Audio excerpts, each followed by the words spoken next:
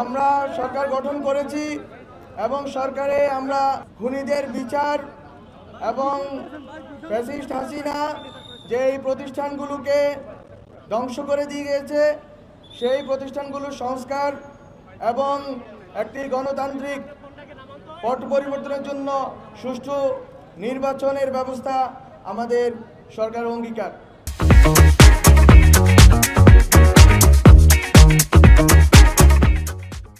আমরা মনে করি বাংলাদেশের জনগণ গত 16 বছরের কাছাকাছি সময় হাসিনার দীর্ঘ স্বৈরাচারী এবং ফ্যাসিস্ট আমলে নিপীড়িত হয়েছে, বাচ্চাদেরকে গুম করা হয়েছে, মা বোনদের ধর্ষণ করা হয়েছে, ছাত্র জনতাকে খুন করা হয়েছে, অনেক শত শত লোককে, হাজার হাজার লোককে পঙ্গু করে ফেলা হয়েছে। আমরা সকল রাজনৈতিক দল, ছাত্র সংগঠন, শ্রমিক সংগঠন, নারী সংগঠন, আলেম ওলামা সবাই মিলে এই ফ্যাসিস্ট হাসিনাকে উৎখাত করেছি। কিন্তু ফ্যাসিস্ট হাসিনা যেই ব্যবস্থার উপরে দাঁড়িয়ে যেই প্রতিষ্ঠানগুলোকে কবজা করে মানুষের উপরে গণহত্যা চালিয়েছে, নিপীড়ন চালিয়েছে, লুটপাট চালিয়েছে, গুম খুন ধর্ষণ করেছে, সে সকল প্রতিষ্ঠানগুলোকে সংস্কার ব্যতীত আমরা যদি ন্যূনতম সংস্কার না করে নির্বাচন করি তাহলে এই প্রতিষ্ঠানগুলো থেকে যাবে এবং জনগণ কখনোই বৈষম্য এবং নিপীড়ন মুক্ত হতে পারবে না।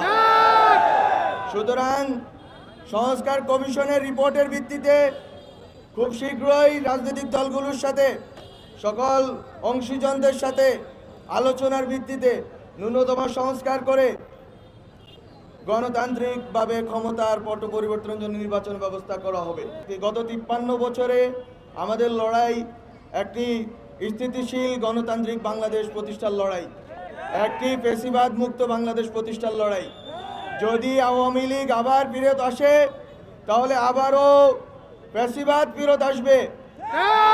আপনারা জানেন 1975 সালের এই দিনে 25শে জানুয়ারিতে শেখ মুজিবুর রহমান সাহেব বাকশাল প্রতিষ্ঠা করে বাংলাদেশের সকল গণতান্ত্রিক অভিযাত্রাকে নস্যাৎ করার অপচেষ্টা করেছিলেন এবং সেই বাকশাল 4টি বাদে অন্য সকল দৈনিক পত্রিকাগুলোকে নিষিদ্ধ করেছিল, মত প্রকাশের স্বাধীনতাকে লুণ্ঠিত করেছিল এবং নির্বিচার ওই সময়ে বাকশাল প্রতিষ্ঠার পূর্বপর কয়েক হাজার বিরোধী নেতৃবৃন্দকে শেখ মুজিবুর রহমান খুন করেছিলেন, গুম করেছিলেন। তার ওই সময়কার আওয়ামী লীগের নেতৃবৃন্দ একই স্টাইলে গুম খুন ধর্ষণ করেছিলেন। আমরা শেখ মুজিব, শেখ হাসিনার শাসন আর বাংলাদেশে চাই না। আমরা বাংলাদেশে আওয়ামী লীগের সেই ফ্যাসিবাদী ব্যবস্থা আর চাই না। আমরা চাই বাংলাদেশপন্থীদের হাতে থাকবে, বাংলাদেশে দিল্লিপন্থীদের কোনো স্থান আর হবে না। আমরা বলেছি বিএনপি, জামাত নির্বিশেষে যত রাজনৈতিক দল আছে, ছাত্র সংগঠন আছে, ছাত্ররা আছে, শ্রমিক, নারী, আলেম ওলামা আছেন, সবাই যারা বাংলাদেশপন্থী তারাই বাংলাদেশে থাকবেন এবং এই বাংলাদেশে সুষ্ঠু নির্বাচন প্রক্রিয়ার মধ্য দিয়ে তারা পজিটিভ একটি কম্পিটিশনের ভিতর দিয়ে বাংলাদেশে শাসন প্রতিষ্ঠা করবেন, বাংলাদেশের জনগণের বৈষম্য বিরোধী এবং ইনসাফমূলক একটি শাসন ব্যবস্থা কায়েম করবেন। সেটা যারা বাংলাদেশপন্থী তাদের মধ্যকার নির্বাচন হবে।